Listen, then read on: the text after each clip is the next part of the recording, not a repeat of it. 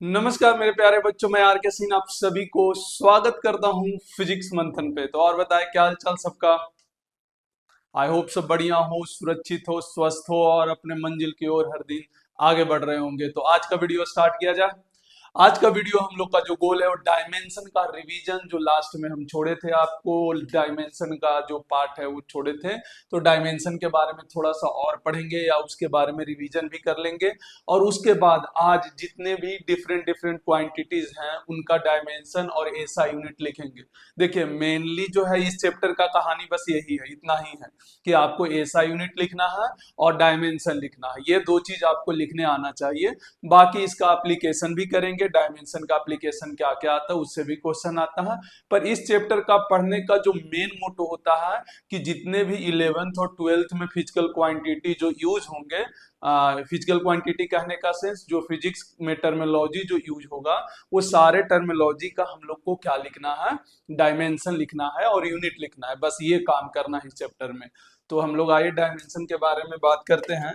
आपको पिछले क्लास में डायमेंशन के बारे में बताए थे कि डायमेंशन जब भी किसी भी फिजिकल क्वांटिटी को लिखना हो तो सबसे पहला काम क्या करना है कि हर फिजिकल क्वांटिटी का एक फॉर्मूला होता है, वो फॉर्मूला लिखें और ये देखें कि वो फंडामेंटल फिजिकल क्वांटिटी है कि नहीं। अगर नहीं है तो पूरा के पूरा फंडामेंटल में तोड़ें। और फंडामेंटल में तोड़ने के बाद हर फंडामेंटल का डायमेंशन लिखने के लिए बताए थे। जैसे मास के लिए कैपिटल एम लिखा जाता है, लेंथ के लिए क्या लिखा जाता है, एल। ये रिवाइज करा रहे हैं। मास लेंथ टाइम के लिए टी। ऐसे ही हम लोग और क्या पढ़े थे, करेंट, करेंट के लिए ए था या फिर इसमें आई भी लिखा जा सकता था, ये सब बताया हुआ है। और एक टेम्परेचर है, तो टेम्परेचर के लिए देखिए कई बुक में आपको मिल जाएगा थीटा या कई बुक में आपको के भी मिल जाएगा, ये दोनों आप लिख सकते हैं। अगर मान लीजिए ऑप्शन में हमको थीटा दे रखा है तो हम थीटा यूज करेंगे, अगर मान लिया जाए ऑप्शन में हमें के दे रखा है तो हम के यूज करेंगे।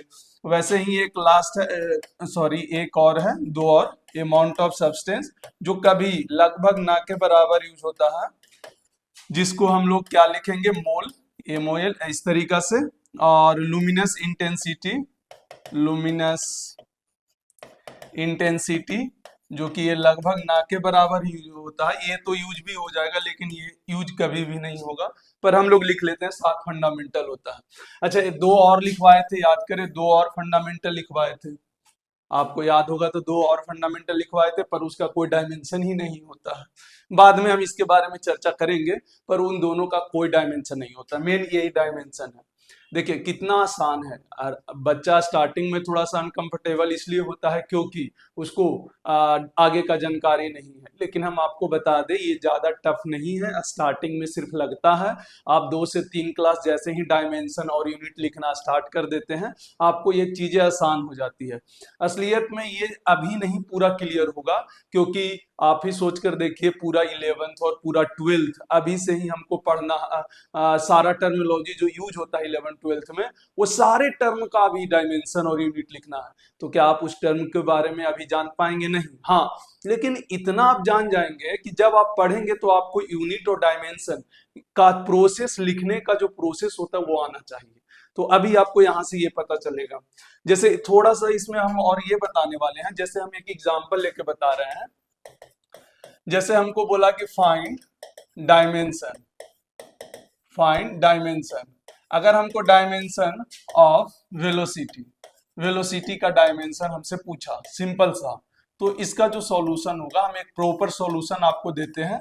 आपको एग्जाम में वैसा ही मिलेगा या कभी आपको लिखना पड़े तो लिखने का प्रोसेस यही होता है, बस एक दिखाते हैं।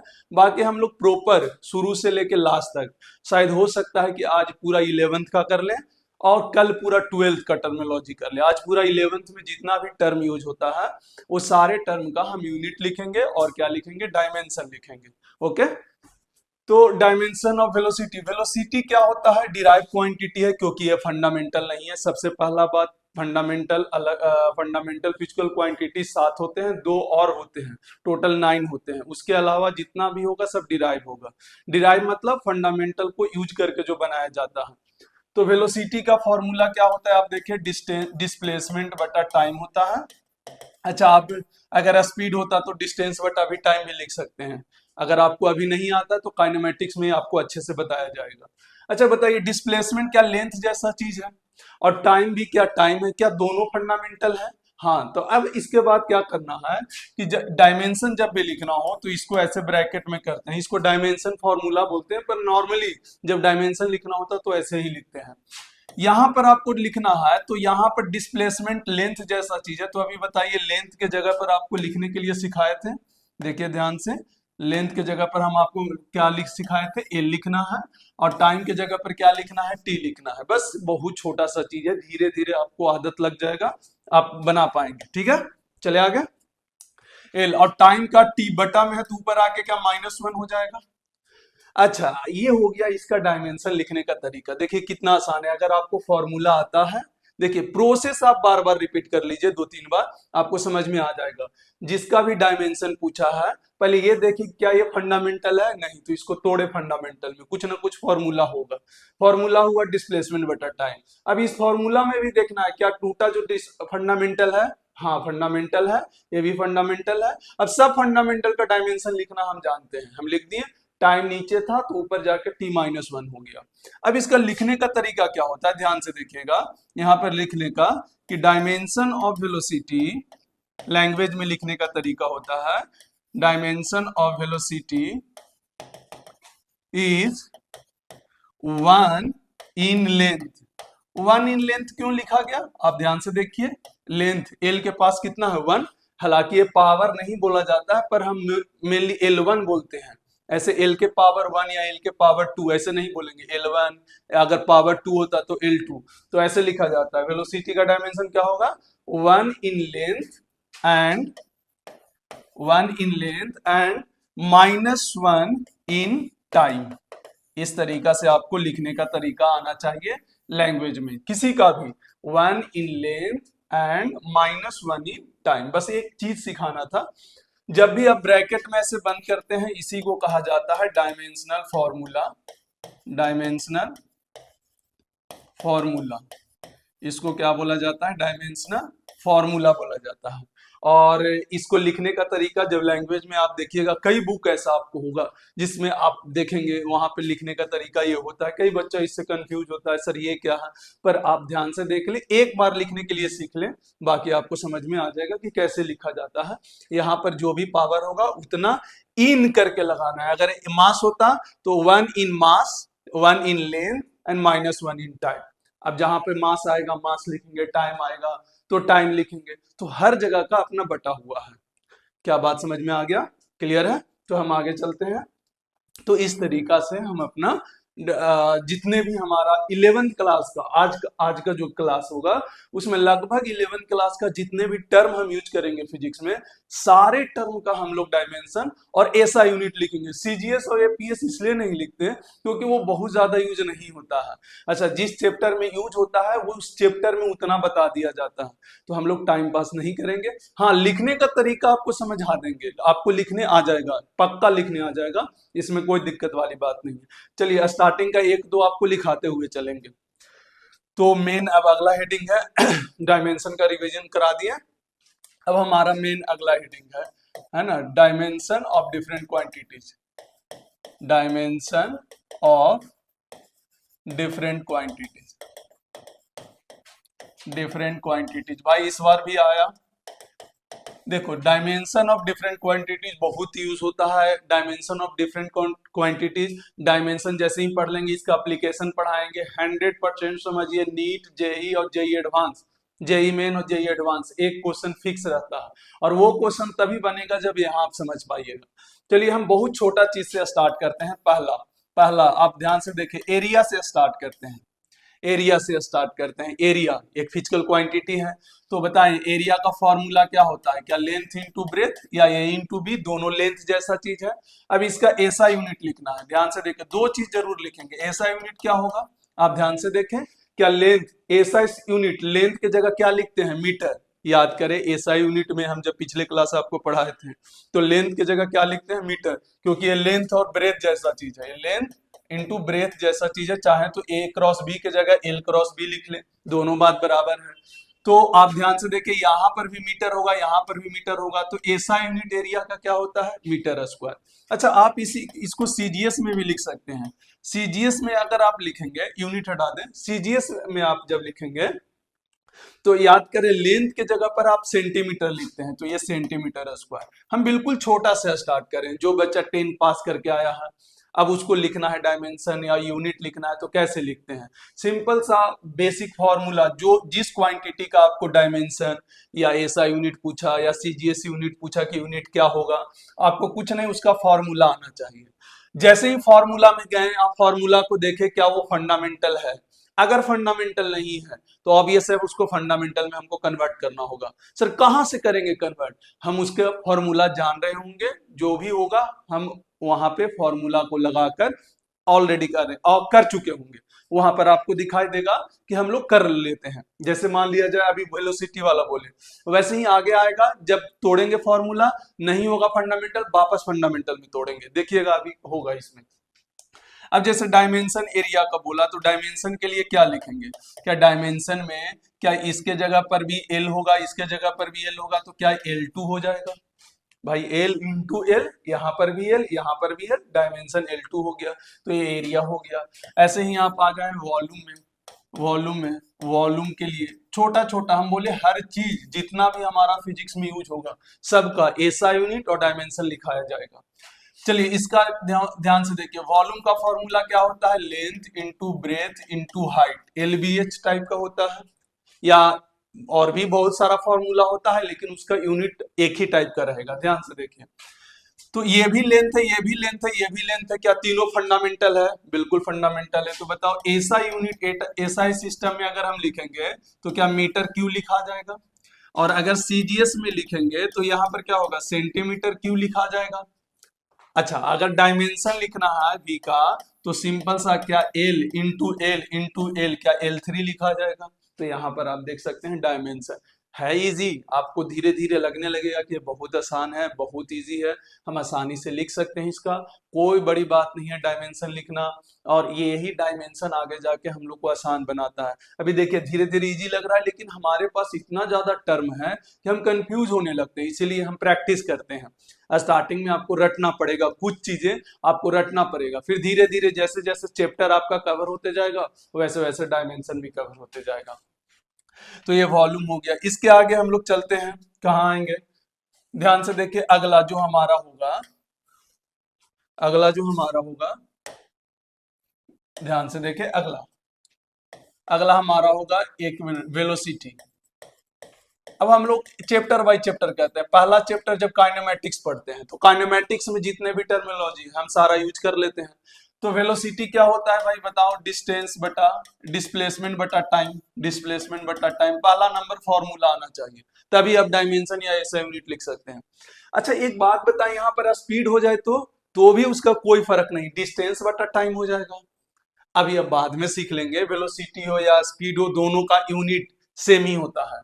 तो यहाँ पर अगर आपको ऐसा यूनिट लिखना है, ऐसा सिस्टम में यूनिट लिखना है, तो क्या करेंगे, पहले देखिए ये भी फंडामेंटल, ये भी फंडामेंटल, पहला तो ये चेक करना है भाई फंडामेंटल है कि नहीं है। दोनों फंडामेंटल है तो ये मीटर, और ये नीचे क्या हो गया, सेकेंड। आप देखें ऐसा सिस्टम में लेंथ के जगह पर मीटर और टाइम के जगह पर सेकेंड यूज करते हैं, तो ये क्या हो गया, मीटर पर सेकेंड हो गया। अच्छा सीजीएस में अगर लिखना हो तो यहाँ पर होगा सेंटीमीटर पर सेकेंड हो जाएगा यहाँ पर, क्योंकि टाइम के जगह पर सेकेंड ही यूज करते हैं, और डिस्प्लेसमेंट लेंथ जैसा चीज पर सेंटीमीटर करते हैं। अब डायमेंशन लिखना हो, एफपीएस कोई काम का नहीं है, हम सीजीएस भी थोड़ा सा प्रैक्टिस के लिए बता रहे हैं, क्योंकि नॉर्मल कहीं ना कुछ यूज होता है जो कि हम लोग को थोड़ा थोड़ा बहुत पढ़ना रहता है, तो इसीलिए हम उसका थोड़ा सा जानकारी दे देते हैं। ये वेलोसिटी का अगर डायमेंशन लिखना हो तो सिंपल सा क्या करें, डिस्प्लेसमेंट के जगह एल बटा में टी, यहाँ चाहे तो ऐसे लिख दे टी, और एक स्टेप और ले जाएं तो एल टी क्या -1 हो जाएगा, तो यहाँ पर आ गया वेलोसिटी का एल टी -1। अब धीरे धीरे जैसे जैसे हमारा टर्मिनोलॉजी होता है अपना काइनेमेटिक्स में, वो सारा पे चलते हैं। अच्छा डिस्टेंस हो चाहे डिस्प्लेसमेंट हो, क्या दोनों लेंथ जैसा चीज है, तो दोनों का डायमेंशन क्या होगा, एल, दोनों, क्योंकि लेंथ जैसा चीज है, चाहे डिस्टेंस लिखें चाहे डिस्प्लेसमेंट लिखें है ना। दूरी या विस्थापन, आप अगर हिंदी में थोड़ा हो जानकारी हो तो, जिनको इंग्लिश में दिक्कत हो रहा हो तो दूरी और विस्थापन दोनों एक ही जैसा चीज है, मीटर में ही ये होता है। तो आप देख सकते हैं लेंथ जैसा चीज है तो डायमेंशन एल ही होगा, तो उसका नहीं लिखवा रहे हैं। एक आता है वेलोसिटी के बाद एसेलरेशन। एसेलरेशन आप ध्यान से देखें, त्वरण जिसको हिंदी में कहा जाता है त्वरण, आपको पता होगा त्वरण। अब क्या करेंगे, सबसे पहला काम इसका लिखना है। तो एसेलरेशन का फॉर्मूला क्या होता है, वेलोसिटी बटा टाइम। वेलोसिटी बटा टाइम, देखो एसेलरेशन क्या होता है, वेलोसिटी बटा टाइम। अब क्या जो फॉर्मूला तोड़े क्या फंडामेंटल है, नहीं वेलोसिटी फंडामेंटल नहीं है, टाइम फंडामेंटल है, वेलोसिटी नहीं है, तो हमको फिर से तोड़ना होगा। देखिए आ गया। अब यहां से आप सीख भी जाएंगे कि क्या बार बार बोल रहे थे। तो वेलोसिटी को तोड़ो, वेलोसिटी क्या होता है, डिस्प्लेसमेंट। डिस्प्लेसमेंट बटा टाइम, ऑलरेडी टाइम पहले से एक और था, तो क्या हो गया, टाइम इंटू टाइम, ऊपर में डिस्प्लेसमेंट। अब देखिए पूरा फंडामेंटल में टूट गया। अब आपको समझ में आएगा कि क्या बोलना चाह रहे थे हम। यहाँ पर एक्सेलरेशन ए वेलोसिटी बटा टाइम, डिस्प्लेसमेंट बटा टाइम इनटू टाइम हो गया। देखिए पूरा बेसिक से पढ़ा रहे हैं, बिल्कुल आगे जैसे जैसे आएगा आपको पूरा प्रीवियस ईयर का भी क्वेश्चन लेकर दिखाएंगे, अच्छे लेवल का क्वेश्चन लेकर दिखाएंगे, बिल्कुल ढंग से, चाहे जेई मेन का हो, चाहे नीट का हो, चाहे जेई एडवांस का, आपको धीरे धीरे समझ में आएगा कि कितना बेहतरीन ये कॉन्सेप्ट है।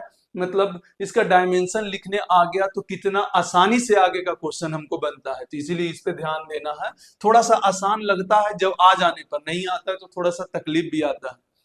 जैसे अब मान लिया जाए एसआई सिस्टम में एसआई यूनिट लिखना है इसका, तो बताएं डिस्प्लेसमेंट में क्या मीटर होगा, और टाइम सेकंड इंटू सेकंड, क्या सेकंड स्क्वायर होगा, तो आपने पढ़ा होगा मीटर पर सेकंड स्क्वायर। ऐसे ही सीजीएस में अगर लिखना है तो सीजीएस में क्या होगा, क्या सेंटीमीटर पर सेकंड स्क्वायर हो जाएगा, लेंथ की जगह सेंटीमीटर और सेकंड स्क्वायर। अच्छा डायमेंशन अगर ए का लिखना है तो सिंपल सा यहीं से देखें, एल और बटा T2। अच्छा इसको और लिखना हो तो LT-2, आप डायरेक्ट ऊपर ले लिख भी सकते हैं, यहां से भी देखें एल और नीचे सेकंड मतलब टी, लेंथ मतलब एल और सेकंड टी, तो टी ऊपर जाके T-2 हो जाएगा। टी के पावर -2 ऐसे नहीं बोलते, T-2, L1 T-2, ताकि हम लिखने का लैंग्वेज में बताए थे कि dimension of acceleration is 1 in length and -2 in time, ऐसे लिखा जाता है, जो कि हम आज का लेक्चर का स्टार्टिंग में ही हम बता दिए हैं एक कराकर कि लैंग्वेज में लिखने का तरीका क्या होता है। बाकी आपको ऐसे ही एग्जाम में मिलेगा ऑब्जेक्टिव क्वेश्चन में। क्लियर है। अब और क्या यूज होता है, देखिए हमारा काइनेमेटिक्स में बस यही तीन चीज यूज होता है, डिस्टेंस, डिस्प्लेसमेंट, वेलोसिटी, स्पीड और एक्सेलरेशन। एक चैप्टर खत्म, पूरा चैप्टर में 5 टर्म में खत्म हो जाता है। आप इतना सोच के देखिए कि बस कैसे चैप्टर समाप्त होता है। एक्सेलरेशन पढ़ना है, डिस्प्लेसमेंट पढ़ना है, डिस्टेंस पढ़ना है, वेलोसिटी पढ़ना है, स्पीड पढ़ना है, टोटल 5 है। 5 से मेरा पूरा एक चैप्टर काइनेमेटिक्स खत्म, बस इतना ही टर्म यूज होगा वो पांचों चैप्टर में, इससे ज्यादा कुछ भी यूज नहीं होने वाला है। अच्छा आगे देखते हैं। अब अगला चैप्टर अगला में क्या आता है, फोर्स। अगला चैप्टर हम लोग देखे हैं फोर्स। फोर्स में जाएंगे जिसको न्यूटन्स लॉ ऑफ मोशन में हम लोग पढ़ेंगे। आपको अगर सिलेबस लिखवाए होंगे तो उसमें दिखेगा कि न्यूटन्स लॉ ऑफ मोशन में फोर्स। फोर्स से स्टार्ट करते हैं। तो यहाँ पर फोर्स क्या होता है, ध्यान से देखिए फोर्स। तो फोर्स का पहला नंबर फॉर्मूला आना चाहिए, क्या, मास इनटू एक्सेलरेशन। आपको पता है। अच्छा क्या ये फंडामेंटल है, नहीं, फंडामेंटल तो सात ही है। कौन कौन सा बोला जाए, mass, length, time, current, temperature, luminous intensity, amount of substance, बस इतना ही फंडामेंटल है। तो सबसे पहले इसको फंडामेंटल में तोड़े तो ए बराबर मास, एक्सेलरेशन को क्या लिख सकते हैं, वेलोसिटी बटा टाइम। देखिए अगर आपको फॉर्मूला नहीं भी आता है तो यहाँ पर बस देख लीजिए कि लिखने का तरीका क्या है। बाकी तो आप जब एक्सेलरेशन पढ़ेंगे वहां से आपको अच्छा से समझ में आना स्टार्ट होगा। अभी अगर जिस बच्चे को समझ में नहीं आ रहा सर फॉर्मूला हम इतना याद कैसे रखेंगे, कोई जरूरत ही नहीं है। आप सिर्फ प्रोसेस देखें कि अगर हमको फॉर्मूला आ गया तब लिखने आना चाहिए, तब दिक्कत नहीं होना चाहिए। हालांकि आप प्रैक्टिस इतना कर लेंगे कि आपको आदत हो जाएगा, इतना का इतना आता है। एक्सेलरेशन वेलोसिटी बटा टाइम, या फिर हिंदी में अगर जानते हैं तो त्वरण वेग बटा समय। यहाँ पर बल मास इनटू त्वरण, यहाँ पर वेलोसिटी बटा टाइम, ये हमारा फंडामेंटल नहीं है, मास फंडामेंटल है। तो ये डिस्प्लेसमेंट हमको लिखना होगा, डिस्प्लेसमेंट टाइम इनटू टाइम। अब हम पूरा फंडामेंटल में आ गया।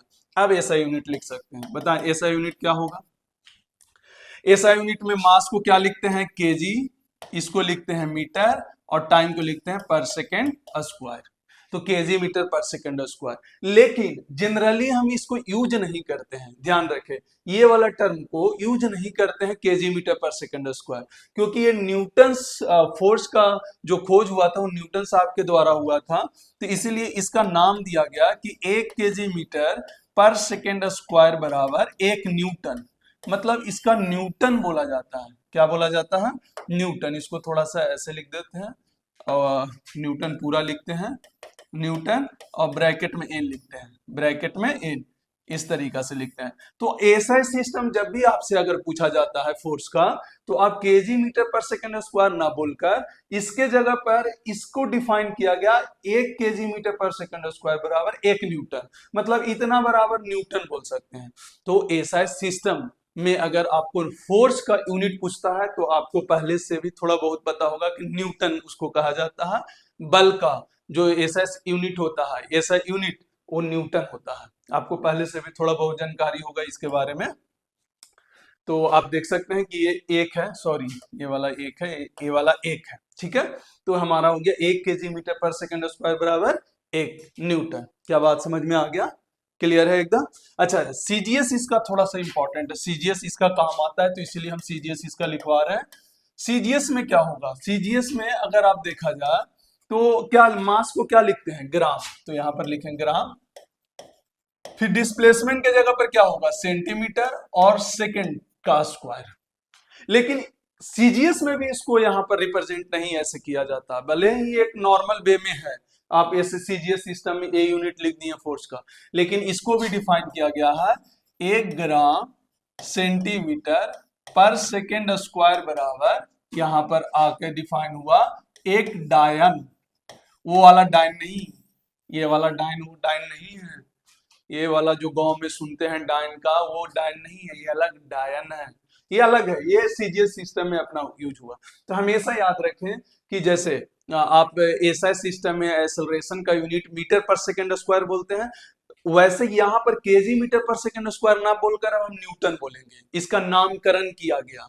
अच्छा, बहुत सारे ऐसे मिलेंगे टर्मिनोलॉजी, फिजिकल क्वांटिटी, जिनका डायरेक्ट यूनिट नहीं यूज करके कुछ अलग से नाम दिया गया है, निक नाम दे दिया गया है। जैसे फोर्स का नाम दे दिया गया न्यूटन, पर रियल में क्या होता है? केजी मीटर पर सेकंड स्क्वायर। वैसे ही सीजीएस सिस्टम में ग्राम सेंटीमीटर पर सेकंड स्क्वायर होता है, पर सीजीएस सिस्टम में इसको ऐसे ना बोलकर डायन बोलते हैं। 17 डायन फोर्स लग रहा है, 14 डायन फोर्स लग रहा है, तो ये चीज याद रखना है। अच्छा, एक डायमेंशन हो गया, तो आप डायमेंशन फोर्स का अब खुद से अब आप लिख सकते हैं। क्या मास के जगह पर क्या लिखेंगे? एम। हाँ भाई, डिस्प्लेसमेंट के जगह पर एल, और नीचे देखिए टी इंटू टी, क्या टी टू है नीचे, ऊपर जाके क्या टी माइनस टू हो जाएगा, तो M L T minus two. अच्छा, ये वाला इंपॉर्टेंट है, ये वाला फोर्स का डायमेंशन आपको बहुत अच्छे से याद होना चाहिए, बहुत काम आता है, आगे बहुत काम आएगा। अभी फॉर्मूला बहुत सारा बनेगा फोर्स से रिलेट करके, अभी जितना भी फॉर्मूला बनेगा लगभग फोर्स से रिलेट कर कर आपको बनेगा, तो ये बहुत काम आता है, तो इसको याद रखना है। M L T minus two, हम फिर से रिपीट करा रहे हैं, फोर्स का डायमेंशन याद रखें कितना होगा? M L T minus two, M L T minus two, ये काम आएगा आगे, तो याद रखें, फिर से रिपीट करते हैं, M L T minus two, ठीक है। चले आगे। अब फोर्स से ही जोड़ जोड़ कर जितना फॉर्मूला बनता है फोर्स, अच्छा ऐसा नहीं कि सर इसमें फोर्स का कैटेगरी बहुत सारा मिलेगा, जैसे नॉर्मल फोर्स, फ्रिक्शन फोर्स, दुनिया का कोई भी फोर्स हो सबका यूनिट सेम होगा, अलग नहीं होगा। चाहे टेंशन फोर्स हो, चाहे स्प्रिंग फोर्स हो, बहुत सारा फोर्स मिलेगा। सारे फोर्स का जो ऐसा यूनिट होगा वो न्यूटन होगा, और सीजीएस में डायन होगा, और dimension M L T minus two होगा। जितना भी फोर्स हम फिजिक्स में पढ़ने वाले हैं सबका डायमेंशन बिल्कुल सेम होने वाला है। अब हमारा यहाँ पर एक छोटा सा टर्म आता है। अच्छा, इससे पहले एक और चीज बताना चाह रहे थे, मोमेंटम। मोमेंटम, संवेग, हिंदी में इसको बोलते हैं संवेग। अच्छा, इसका पहला नंबर, जो भी फिजिकल क्वांटिटी उसका लिखेंगे तो सबसे पहले उसका फॉर्मूला लिखेंगे। पहला काम है फॉर्मूला। क्या बात समझ में आया? पहला काम क्या है? फॉर्मूला। तो चलिए एक बार ट्राई करके देखिए, तो इसको जल्दी से इसको ट्राई कीजिए, 10 सेकंड का टाइम दे रहे हैं।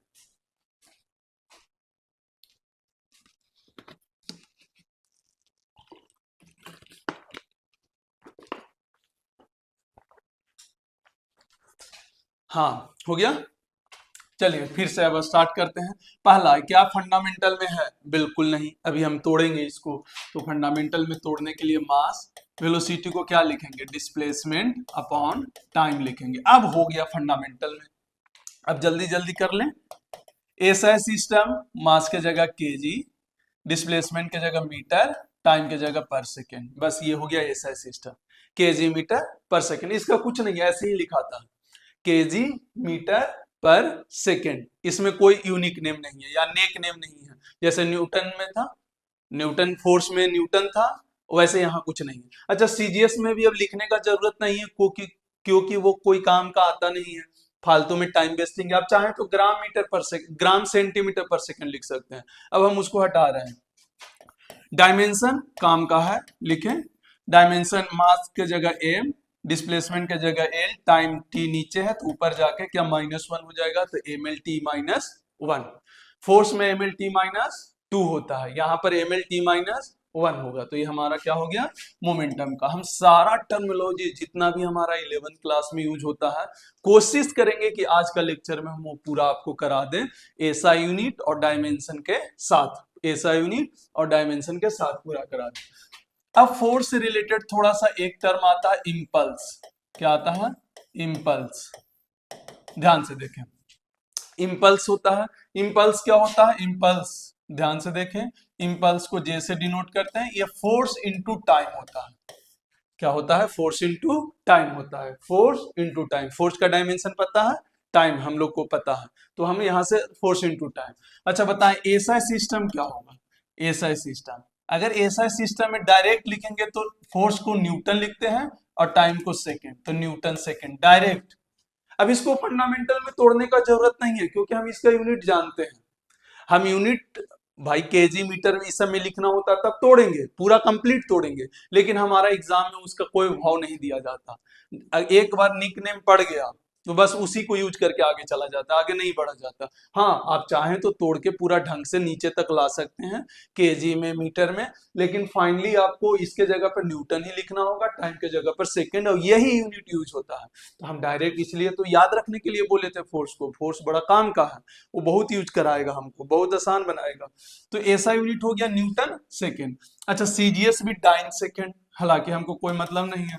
तो इंपल्स है हमारा, जे से डिनोट होता है। इसका डायमेंशन आपको बोले थे ना, फोर्स का याद रखने के लिए आपको बोले थे, तो इसका हो जाएगा एम एल टी -2, आपको फोर्स का डायमेंशन, और टाइम का डायमेंशन टी। अब सोच के देखिए, ये टी 2 है, ये +1 है, तो ये घट के 1 हो जाएगा, एम एल टी -1। क्या ये डायमेंशन, इंपल्स और मोमेंटम क्या दोनों सेम है? अगर कई बार ऐसे सवाल आएगा कि इसमें से कौन से ऐसे क्वांटिटी हैं जिनका डायमेंशन सेम है, तो आपको एक तो ऐसे ही दिख रहा होगा, एक मोमेंटम और इंपल्स, ये दोनों का डायमेंशन आपस में सेम है। इसका भी एम एल टी -1 है, इसका भी एम एल टी -1 है। खैर कोई बात नहीं, आगे आज जैसे जैसे हमारा टर्मिनोलॉजी आते जाएगा हम एक एक करके डिफाइन कराएंगे। अच्छा, लास्ट में एक साथ हम लिखेंगे भी कि किसका किसका डायमेंशन सेम होता है। अभी तो हम ऐसे बता रहे हैं, पर लास्ट में जब पूरा का डायमेंशन हम करा देंगे तो बहुत सारा ऐसा 7-8 पॉइंट हम आपको लिखाएंगे, 7 से 8 पॉइंट, जिससे सवाल जो है एग्जाम में भरा पड़ा रहेगा। इससे सवाल उतना कम आता है, हालांकि इसी का यूज करके वो बनाएंगे, पर 7 से 8 पॉइंट जो हम आपको लिखाएंगे बस सवाल उसी से आता है। पर हम ये लिखवा रहे हैं ताकि थोड़ा सा आपको प्रैक्टिस हो जाए, थोड़ा सा अपने आप पे काम कर ले। तो एक फोर्स से कहानी हो गया, फोर्स से जुड़ा हुआ। ऐसे ही एक और कहानी आता है, आप उसको भी देख लें, फोर्स से जुड़ा हुआ। ध्यान से देखें, यहाँ पर फोर्स से जुड़ा हुआ एक आता है वर्क, एक आता है वर्क।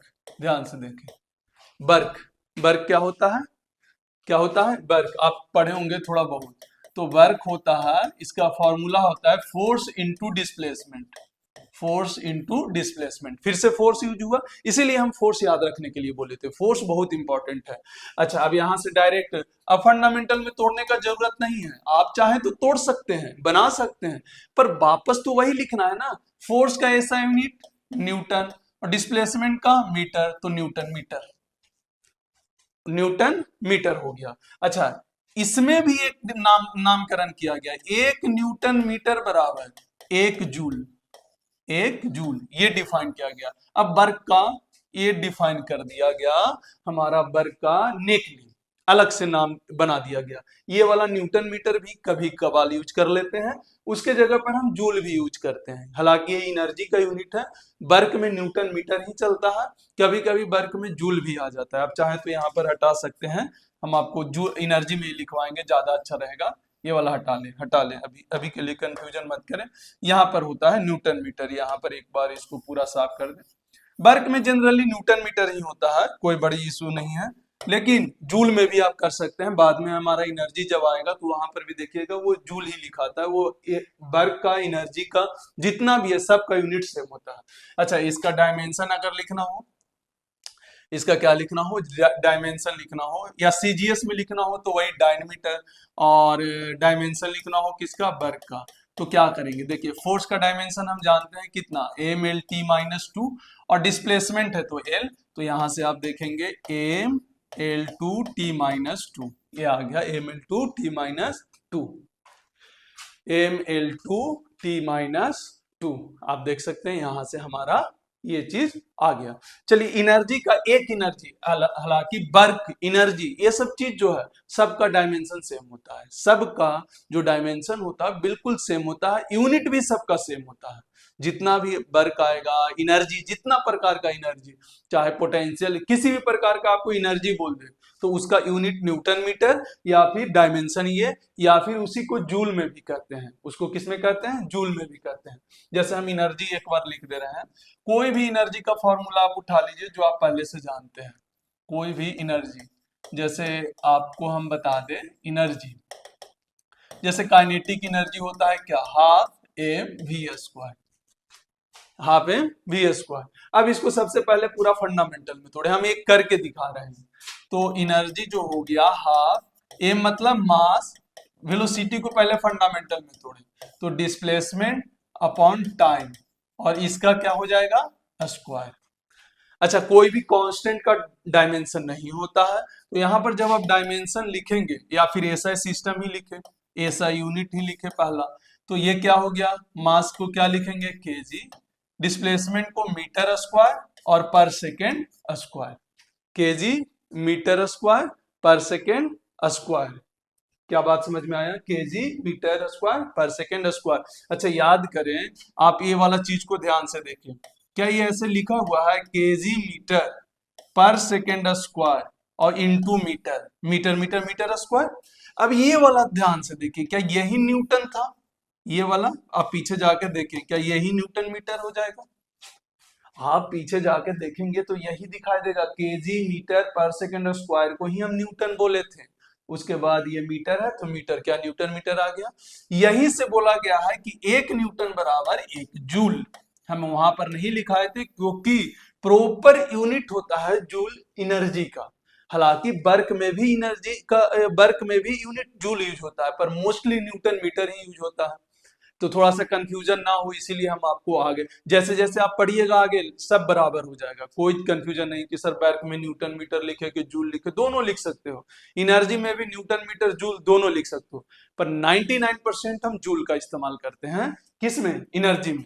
वर्क में न्यूटन मीटर भी चलता है, जूल भी चलता है। क्लियर हो गया।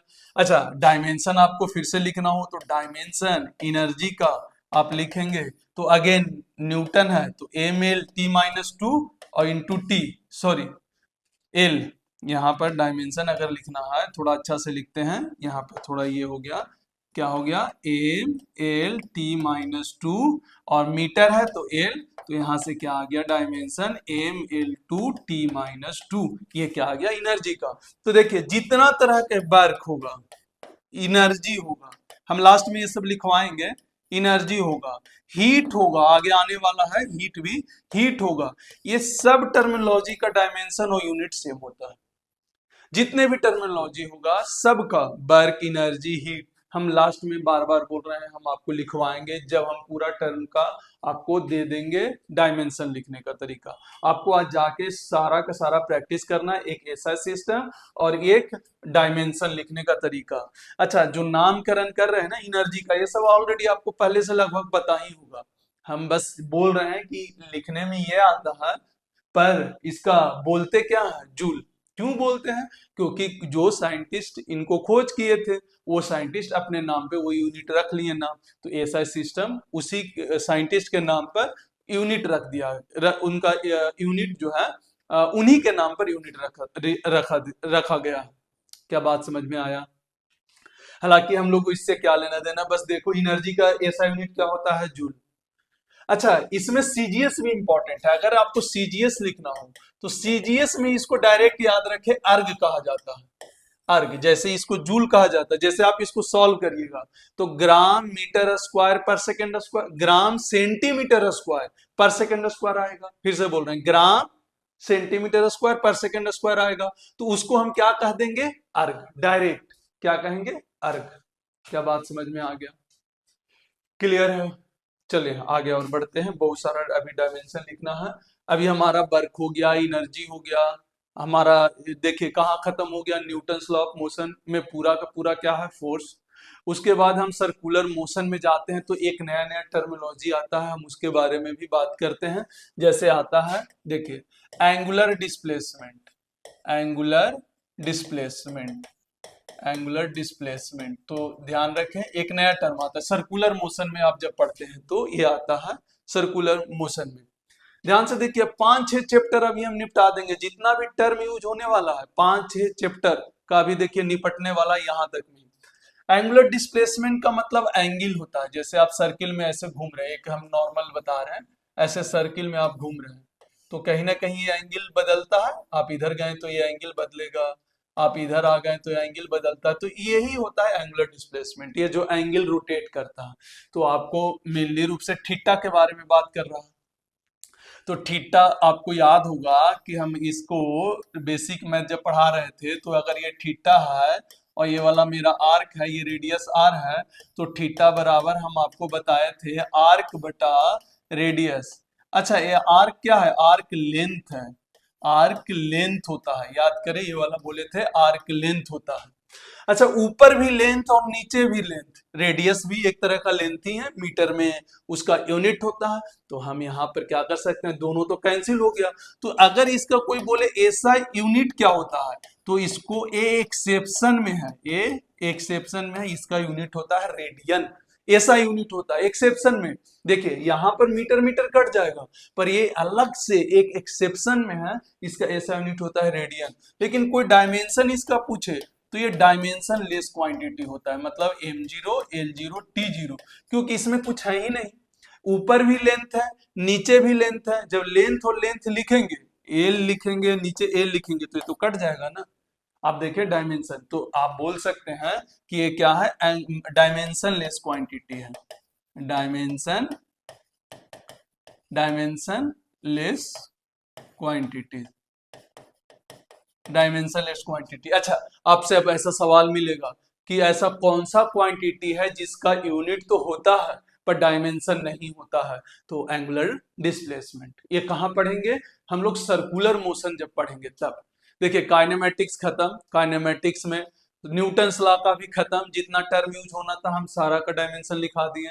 अच्छा, न्यूटन्स लॉ का खत्म हो गया, आपका एक और खत्म होगा क्या, ध्यान से देखे, वर्क खत्म हो गया, एनर्जी खत्म हो गया, तो वर्क पावर एनर्जी पावर उसमें बचा हुआ है। अच्छा, ये सर्कुलर मोशन का थीटा खत्म हुआ है, अभी सब धीरे धीरे आ रहा है। एक और टर्मिनोलॉजी आता है, यहाँ पर देख ले, इसका सीजीएस में नहीं होता है, कोई यूनिट नहीं होता है सीजीएस में एंगुलर डिस्प्लेसमेंट का, सिर्फ ये होता है आर्क, आर्क लेंथ बटा रेडियस, ऐसा रेडियन थीटा। इस ऐसा सिस्टम क्या होता है, रेडियन होता है, डायमेंशन लेस क्वांटिटी होता है। कैसे डायमेंशन लेस होता है, क्योंकि ऊपर भी लेंथ है नीचे भी लेंथ है। सर ऐसा ही कैसे लिख दिए जब दोनों कट जाएगा, तो ये एक्सेप्शन में है, इसको बताए थे, ये सप्लीमेंट्री है टू फंडामेंटल जो बाहर निकल के आया था, वहां पर भी बताए थे कि इसका ऐसा यूनिट रेडियन होता है, आपको याद होगा पिछले क्लास का लेक्चर। एंगुलर डिस्प्लेसमेंट हो गया, ऐसे ही आता है एंगुलर वेलोसिटी। क्या आता है, एंगुलर वेलोसिटी आता है। एंगुलर वेलोसिटी क्या होता है भैया, इसको ओमेगा से डिनोट करते हैं, ये भी सर्कुलर मोशन में ही पड़ेगा। ये होता है angular displacement theta upon time, angular displacement बटा थीटा, सॉरी थीटा बटा टाइम, ये फॉर्मूला होता है। अब देखिए ये वाला तो डायमेंशन लेस क्वांटिटी है इसका, यहाँ पर ध्यान से देखिए ये वाला चीज का, ये फंडामेंटल है कि नहीं है? हाँ है। पहला नंबर फॉर्मूला देखिए, क्या थीटा फंडामेंटल है? हाँ। 9 फंडामेंटल था, 7 तो इधर और 2 सप्लीमेंट्री लिखवाए थे, plane angle and solid angle, उसमें से ये है। टाइम फंडामेंटल है, हाँ। तो बताएं इसका एसआई यूनिट क्या होगा? इसका एसआई यूनिट क्या है? थीटा को क्या लिखते हैं? रेडियन लिखते हैं, और टाइम को क्या लिखते हैं? सेकेंड, तो रेडियन पर सेकेंड। ऑलरेडी हम यहाँ पर बता चुके हैं, रेडियन लिखा जाता है एसआई सिस्टम में किसको? थीटा को। तो एसआई सिस्टम यहाँ लिख रहे हैं, तो थीटा तो रेडियन लिखाएगा, टाइम पर सेकेंड तो रेडियन पर सेकेंड होगा। अच्छा इसका डायमेंशन लिखना है, तो ऊपर वाला का तो डायमेंशन लेस क्वांटिटी है, यहाँ पर ऑलरेडी हम बोल चुके हैं कि ये कैसा क्वांटिटी है? Dimension less. एक्सेप्शन है जिसका यूनिट तो है पर डायमेंशन नहीं है, ऐसा आता है सवाल। तो यहाँ पर आप डायमेंशन नहीं होगा तो सिर्फ नीचे टी होगा, तो आप इसको ऐसे डायरेक्ट लिख सकते हैं t-1, या फिर इसको ऐसे भी लिखा जाता है m0 l0 t-1, ऐसे। जिसका जीरो वाला पार्ट है उसको 0 0, और जो अवेलेबल है उसको वैसे लिख देते हैं, तो m0 l0 t-1, तो ये हमारा क्या हो गया? एंगुलर वेलोसिटी का हो गया। क्या बात समझ में आ गया? ऐसे ही यहाँ पर आता है ऐसे ही यहाँ पर क्या आता है? Angular acceleration. Angular acceleration, angular acceleration. अच्छा एंगुलर एक्सेलरेशन अल्फा से डिनोट होता है, जिसको एंगुलर वेलोसिटी बटा टाइम, ओमेगा। ओमेगा क्या है? Angular velocity. अभी जो यहाँ पर हम कराए थे, आप कॉपी में देखें वापस जहां पर पढ़ रहे हैं, एंगुलर वेलोसिटी बटा टाइम। अब इसका ऐसा यूनिट क्या होगा? तो सबसे पहले इसको पूरा फंडामेंटल में तोड़ो, अल्फा फंडामेंटल में तोड़ो। ओमेगा एंगुलर वेलोसिटी क्या होता है? तो एंगुलर डिस्प्लेसमेंट थीटा बटा टाइम, और पहले से एक और टाइम है, सब एक दूसरे से लिंक है। सर ये क्या पढ़ा रहे हैं सर, ये सब फॉर्मूला क्या है? अल्फा क्या ओमेगा? कोई टेंशन लेने वाली बात नहीं है, ये आप पढ़े नहीं हैं। हम स्टार्टिंग में ही बोले थे कि यूनिट एंड डायमेंशन एक मेनू चार्ट है, सिर्फ मेनू चार्ट आपको पता चला, अच्छा ये भी है, ये भी है, पढ़ना है।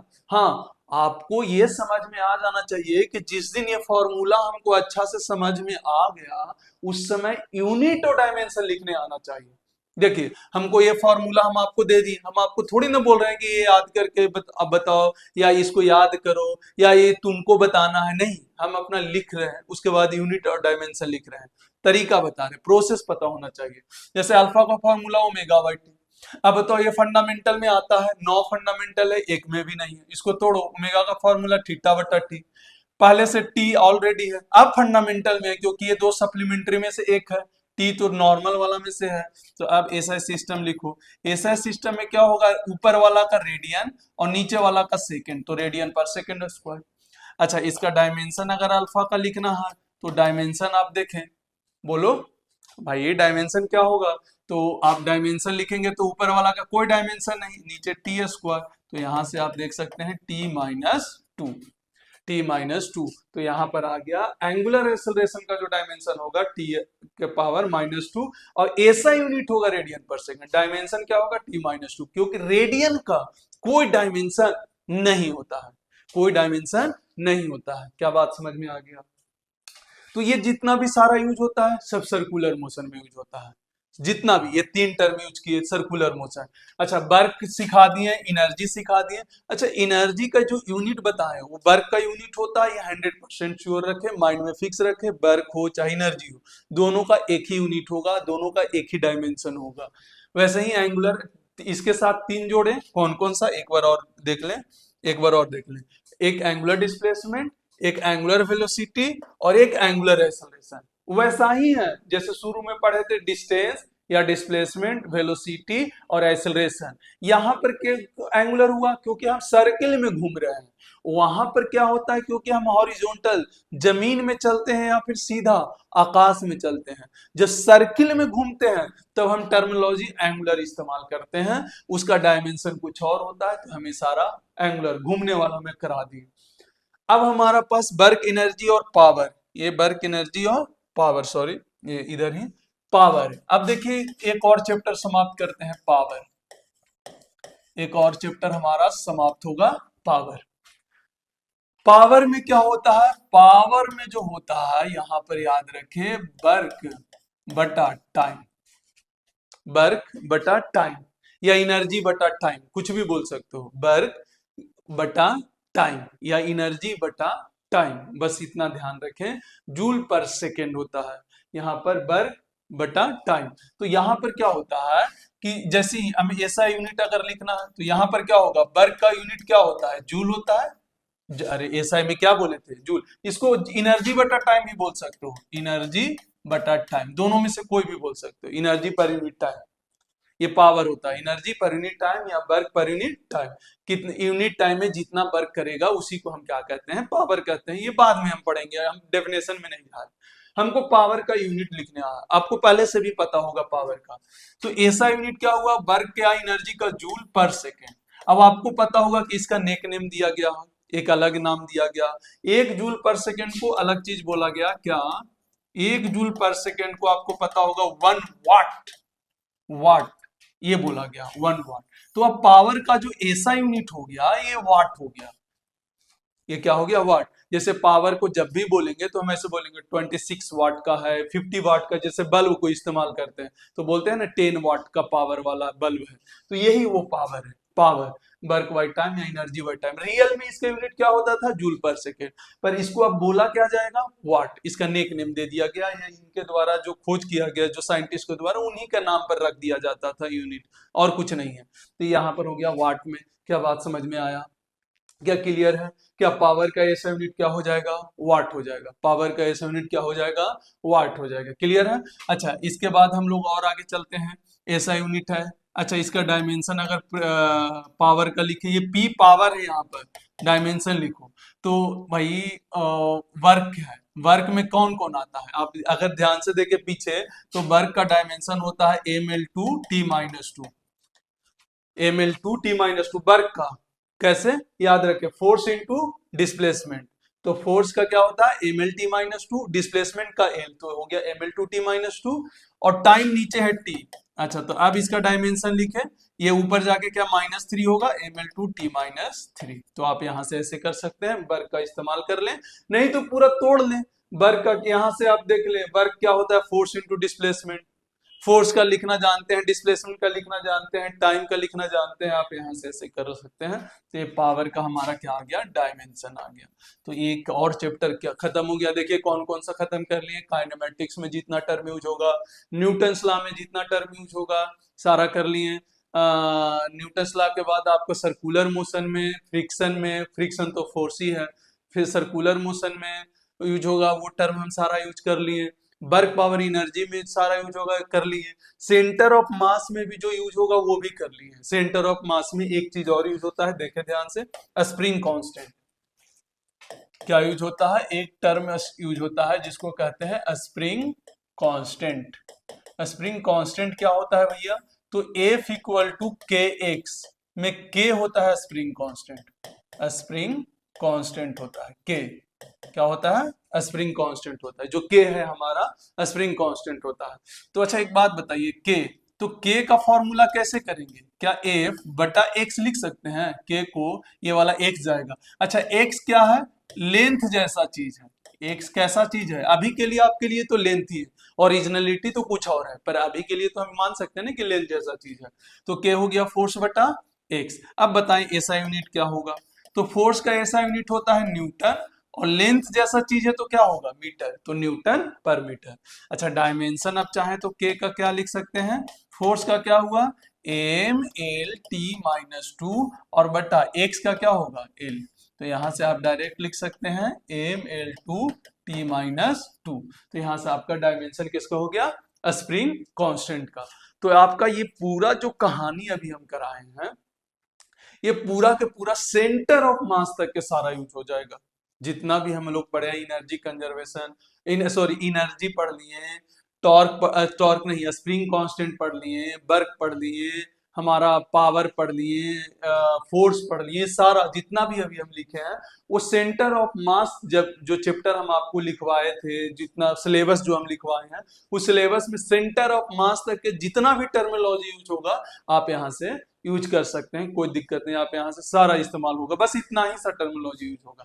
आगे चलते हैं, रोटेशन में एक नया टर्म आता है, जब अगला चैप्टर आप जाएंगे, आपका चैप्टर अगर अपने पास रखे होंगे तो रोटेशन, रोटेशन में एक और टर्म यूज होता है, क्या, ध्यान से देखिएगा, टॉर्क। क्या यूज होता है, टॉर्क, इसको ऐसे टी को टेढ़ा कर दे, टॉर्क।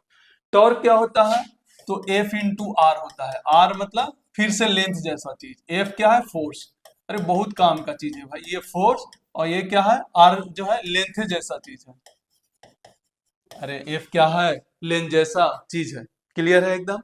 तो ध्यान से देखिए, एफ इंटू आर, अच्छा रियल फॉर्मूला नहीं है ये, तो ऐसी नॉर्मल समझाने के लिए बोल रहे हैं, रियल फॉर्मूला ये नहीं है, बाद में रियल फॉर्मूला भी हम लोग सीखेंगे कि क्या होता है टॉर्क का फॉर्मूला, पर अभी हम लोग डायमेंशन और एसआई यूनिट लिखने के लिए कर सकते हैं। जैसे एसआई यूनिट अगर लिखना हो तो क्या न्यूटन मीटर लिखा जाएगा। अब कई बच्चा बोलते हैं सर यहाँ पर जूल लिख सकते हैं क्या, क्योंकि न्यूटन मीटर आ रहा है, नहीं, टॉर्क में नहीं लिख सकते हैं, ये एनर्जी या वर्क जैसा चीज नहीं है। लेकिन जब डायमेंशन ऑफ टॉर्क का लिखेंगे तो फोर्स का dimension ml2, sorry sorry sorry ml2 नहीं, ml, यहां पर होगा ml t-2 और इंटू एल, अब आएगा ml2 t-2। तो देखिए डायमेंशन सेम आएगा, टॉर्क का, वर्क का, एनर्जी का, देखिए डायमेंशन सेम आएगा, पीछे जाकर देखिए डायमेंशन सेम है, एफ इंटू आर ही है, एफ इंटू आर ही है, आर थोड़ा सा अलग तरीका से लिखा जाता है टॉर्क में, पर यहां पर भी आप ऐसा यूनिट देखेंगे न्यूटन पर मीटर ही लिखा हुआ है, पर यहां पर हम जूल नहीं इस्तेमाल कर सकते हैं, बस यही सब याद रखना। अच्छा, ये क्लियर कब होगा, एक तो आप प्रैक्टिस अभी करेंगे तो थोड़ा थोड़ा अभी आपको पास आइडिया आ जाएगा, दूसरा आप जैसे जैसे चैप्टर खत्म करते जाएंगे वैसे वैसे आपके पास एक आइडिया आते जाएगा, तब हम लिख सकते हैं इस तरीके का चीजें, तो आएगा, सब धीरे धीरे आएगा। हाँ, आपसे पूछेगा क्या वर्क का, एनर्जी का और टॉर्क का डायमेंशन सेम होता है, हाँ सेम होता है, पर क्या ऐसा यूनिट सेम होता है, नहीं, ऐसा यूनिट सेम नहीं हम कह सकते, उसका उसका ऐसा यूनिट होता है जूल, इसका ऐसा यूनिट होता है न्यूटन मीटर, बस इतना ही, इससे ज्यादा और कुछ नहीं, torque F into R perpendicular. अच्छा, इस चैप्टर में एक और चीज पढ़ना है, एंगुलर मोमेंटम, वहां पर अभी पढ़े थे मोमेंटम, वैसे ही यहां पर पढ़ेंगे एंगुलर मोमेंटम। क्या पढ़ेंगे, एंगुलर मोमेंटम। देखिए एंगुलर मोमेंटम क्या होता है, एंगुलर मोमेंटम को एल से डिनोट करते हैं, इसका फॉर्मूला होता है एम बी आर, एम क्या है, मास है, वी क्या है, वेलोसिटी है, और आर क्या है, रेडियस है, रेडियस मतलब लेंथ जैसा चीज ही है, आप ध्यान से देखें, वेलोसिटी मास। सबसे पहले हमको क्या काम करना है, फंडामेंटल में तोड़ना है, तो एल यहाँ पे फंडामेंटल में तोड़ो, एम, भी को क्या लिख सकते हैं, डिस्प्लेसमेंट बटा टाइम, डिस्प्लेसमेंट बटा टाइम। अच्छा, ये तो रेडियस है, तो रेडियस तो ऑलरेडी फंडामेंटल में ही है क्योंकि लेंथ जैसा चीज है, मास फंडामेंटल है, displacement fundamental, radius fundamental, time fundamental. अब ऐसा यूनिट लिखें, ऐसा यूनिट में मास को क्या लिखेंगे, केजी, ये मीटर, ये भी मीटर, तो ये होगा केजी मीटर स्क्वायर पर सेकेंड, ये हमारा इसका क्या हो गया, एंगुलर मोमेंटम का ये यूनिट, केजी मीटर स्क्वायर पर सेकेंड स्क्वायर। ऐसे भी देखिए मोमेंटम है, मोमेंटम है यार, मोमेंटम का हम पहले लिखा चुके हैं, अब चाहे तो डायरेक्ट वहां से भी लिख सकते हैं कि केजी मीटर पर सेकेंड मोमेंटम का होता था, और आर और मल्टीप्लाई हुआ तो केजी मीटर स्क्वायर पर सेकेंड हो गया, तो ये हमारा किसका यूनिट हो गया, ऐसा यूनिट एंगुलर मोमेंटम का। ये रोटेशन चैप्टर तक के जितना भी हम पढ़े हैं ना, सब रोटेशन चैप्टर तक के इस्तेमाल हो जाएगा, इतना सा ही बस, पूरा रोटेशन चैप्टर तक के हम लोग पढ़ देंगे, डायमेंशन और ऐसा यूनिट, इतना से ही पूरा रोटेशन चैप्टर तक के खत्म होगा। हम आपको सिलेबस लिखा चुके हैं, आप देख सकते हैं कि 10वां चैप्टर शायद मेरे ख्याल से आ रहा होगा रोटेशन, तो वहां से ये होगा, ऐसा सिस्टम केजी मीटर स्क्वायर पर सेकेंड। अच्छा, इसका डायमेंशन चाहे तो आप लिख लें, डायमेंशन एम का क्या होगा, यहां पर देखें एम का एम होगा मास कैपिटल है, ये एल है, ये भी एल है, तो ये होगा L2, और नीचे क्या है T, तो यहां से आ जाएगा एम L2T-1, तो यहां से इसका डायमेंशन हो गया ML2T-1। तो ये 11th का पहला पार्ट हो गया। मतलब 11th का दो पार्ट में हम लोग डायमेंशन लिखेंगे। पहला पार्ट का लिख दिए, पहला शुरू से रोटेशन। उसके बाद कल से हम लोग पढ़ेंगे हीट से लेके जितना भी 11th का पोर्शन होगा, और कुछ कुछ 12th में भी एंट्री मारेंगे। तो हम लोग बाकी का अगला क्लास में डायमेंशन लिखेंगे। आज के लिए बस इतना ही। तो मेरे तरफ से एक और आपके तरफ ये है कि जितने भी लोग अगर अभी ये देख रहे हैं वीडियो, नए बच्चे अगर इससे जुड़ रहे हैं तो बिल्कुल प्रॉपर आप निश्चिंत होकर ये वीडियो देखें। कभी कभी होता है कि ये वीडियो नहीं जाता है तो उसका कुछ प्रॉब्लम, कुछ कारण बस नहीं होता है, पर ये वादा हम जरूर आपसे करेंगे कि ये रेगुलर आपके पास वीडियो जाएगा, रेगुलर जब तक ये पूरा खत्म नहीं हो जाएगा और टाइम से सिलेबस खत्म होगा आपका। यूनिट डायमेंशन बहुत ज्यादा बड़ा चैप्टर नहीं है, ये लगभग 5 से 6 क्लास, 7 क्लास मैक्सिमम जाएगा। 7 क्लास 8 क्लास से ज्यादा नहीं जाएगा। तो 7 क्लास 8 क्लास के बाद हम लोग वेक्टर स्टार्ट करेंगे। तो अगर वीडियो आपको अच्छा लगता है, आपको पसंद आता है, तो बिल्कुल इस पर कमेंट जरूर करें। कमेंट कर कर इस पे बताएं कि क्या कोई कमी है या और भी कुछ आपको दे सकें। तो आप बिल्कुल कमेंट करके ढंग से बताएं कि और लाइक शेयर जरूर करें ताकि और भी बच्चों को यहाँ से ये फ्री कंटेंट उनको मिल पाएगा। ओके, तो आज के लिए बस इतना ही। मिलते हैं नेक्स्ट क्लास में। धन्यवाद।